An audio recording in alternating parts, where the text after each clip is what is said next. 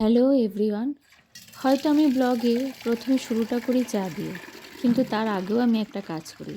সেটা হচ্ছে নিজের জন্য জল গরম করি, তারপরে আমি ব্রাশ করি, কারণ আমার দাঁতের মাড়ি ফলার ভীষণ সমস্যা। আর তারপর ব্রাশ হয়ে গেলে আমি একদিকে চা বসিয়েছি, আর একদিকে চাল ধুয়ে ভাতটাও বসিয়ে দিলাম। আর ভাতের কৌটোর মধ্যে মিষ্টি আলু, চাল, ডাল সব সেদ্ধ দিও।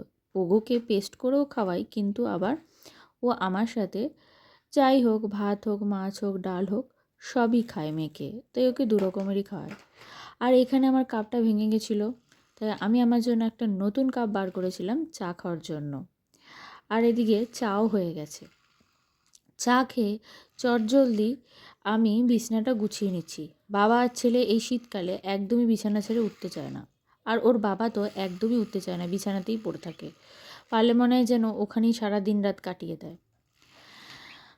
আর এরপর রান্না আছে, রান্নার কাজটুকু করব।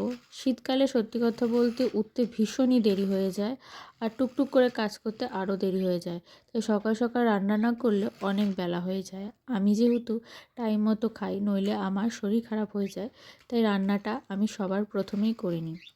তো আজকে মাছ মাংস দুটোই এনেছিল। আমি যেহেতু মাংস খাই না, তাই আমার জন্য এনেছিল ভোলা মাছ। অনেক দিন ধরেই আমি বলছিলাম যে আমি ভোলা মাছ খাবো, আর ভোলা মাছ খেতে আমার ভীষণ ভালো লাগে। আর তাই চটজলদি মাছ ভাজাগুলো করে মশলাটাকে কষিয়ে মাছগুলো দিয়ে মাখা মাখা করে নামিয়ে নিলাম। তো মাছ হয়ে গেছে, আর এখানে হচ্ছে মাংসটা ম্যারিনেট করে রেখেছি, আর আলুও ভেজে রেখেছি। এখানে পেঁয়াজ, টমেটো সবই আছে। তো এবার মাংসটা রান্না করব। মেলা থেকে এই সুন্দর ফুলদানিটা কিনেছি, ফুলসহ প্লাস্টিকের। আর ওগোকে কিনে দিয়েছি বন্ধু।